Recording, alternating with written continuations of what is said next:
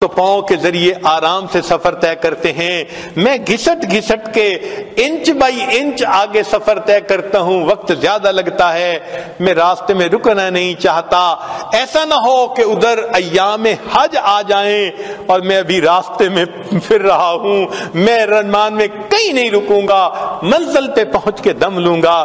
میں نے کہا نوجوان میرے گھر تو آرام کر لے، میں تیرے لیے سواری کا بندوبست کر دیتا ہوں، گھوڑے کا انتظام کر دوں گا، تو گھوڑے پہ سوار ہو کے جلدی سفر کرنا، ایام حج سے پہلے پہنچ جائے گا۔ یہ بات سن کے اس نے میری طرف دیکھا، مالک ابن دینار میں تو تجھے بڑا عقل مند سمجھتا تھا، کیسی بات تو نے کر دی؟ میں نے پوچھا کیوں؟ کہنے لگا یہ بتائیں اگر کوئی غلام اپنے مالک کو ناراض کر بیٹھے اور پھر معافی کے لیے مالک کے سامنے جانے کا ارادہ کرے، بتاؤ پیدل جانا اچھا لگتا ہے یا سواریوں پہ سوار ہو کے جانا اچھا لگتا ہے؟ میں سمجھ گیا یہ عاشق ہے، ادب ہے اس کے اندر۔ چنانچہ اس نوجوان نے بات کی پرواہ نہ کی اور دھوپ میں چلتا رہا۔ اللہ کی شان، اسی سال مجھے بھی اللہ نے حج کی توفیق عطا فرما دی۔ جب پہلے دن میں نے جمرہ عقبہ کو بڑے جمرے کو کنکریاں مار لی تو اس کے وقت میں نے دیکھا لوگوں کا مجمع ہے، کچھ دیکھ رہے ہیں۔ پوچھا کون؟ کہنے لگے ایک نوجوان ہے، دعائیں مانگ رہا ہے، سب اس کی دعائیں سن رہے ہیں۔ میں نے کہا ذرا مجھے بھی راستہ دو۔ اندر دیکھا وہی نوجوان میں نے دیکھا، احرام باندھا ہوا تھا، اللہ سے دعائیں مانگ رہا تھا، اللہ سب لوگ پاؤں پہ چل کے سواریوں پہ چل کے تیرے گھر کی طرف آئے، میرے مولا میں تو گھسٹ گھسٹ کے تیرے گھر کی طرف پہنچا، میں نے تیرے گھر کا طواف بھی کیا، اللہ میدان عرفات کا وقوف بھی کیا، مزدلفہ کا وقوف کیا، اللہ اب میں نے اس شیطان کو کنکریاں مار کے اپنی نفرت کا اظہار کر دیا، میرے مولا اب قربانی کا وقت ہے۔ یہ سارے لوگ صاحب استطاعت ہیں، یہ جائیں گے جا کے جانوروں کو قربان کریں گے، اللہ تو جانتا ہے میرے پاس احرام کے سوا کچھ نہیں، اللہ میں اپنی جان آپ کے نام پہ قربان کرنا چاہتا ہوں، اللہ مجھ سے جان کا نذرانہ لے لیجئے۔ یہ کہہ کے اس نوجوان نے کلمہ پڑھا اور وہیں پر فوت ہو گیا۔ تو یہ اللہ کی محبت ہر انسان کے دل میں ہے، مگر اس کو بڑھانے کی ضرورت ہے۔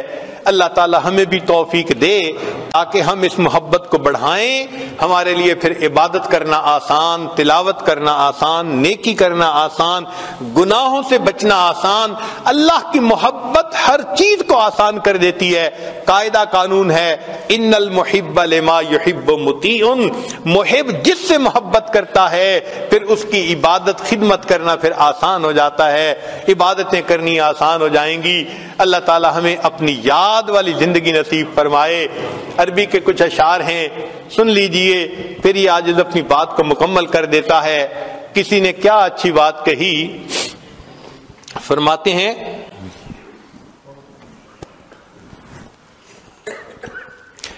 واللہ ما طلعت شمس ولا غربت الا وانت فی قلبی ووسواسی، اللہ کی قسم کبھی سورج طلوع نہیں ہوا اور کبھی سورج غروب نہیں ہوا، مگر اے محبوب میرے دل میں، میری سوچ دھیان میں تیری ہی تو ذات ہوتی ہے۔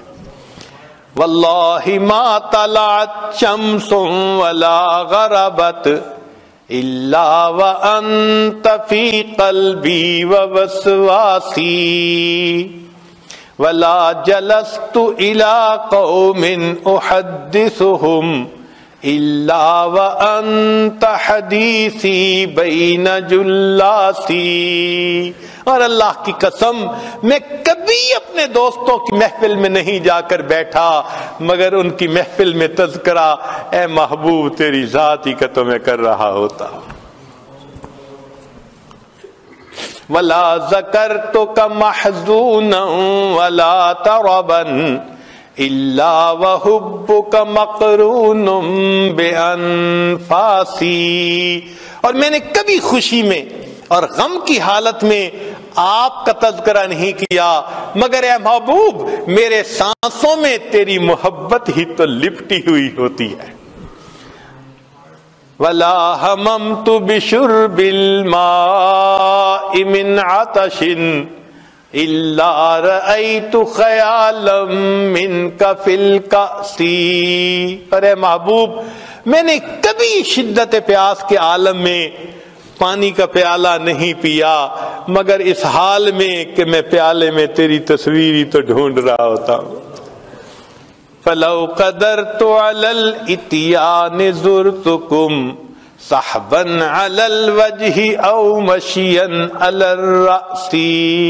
ارے محبوب اگر کبھی آپ کی طرف سے پیغام آ جائے کہ آؤ میرے دیدار کی خاطر تو اے محبوب میں اپنے رخسار اور اپنے سر کے بل چلتا ہوا آپ کی خدمت میں حاضر ہو جاؤں گا.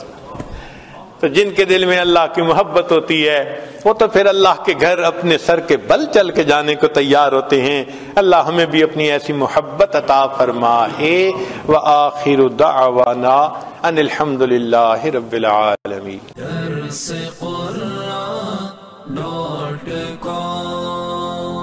www.darsequran.com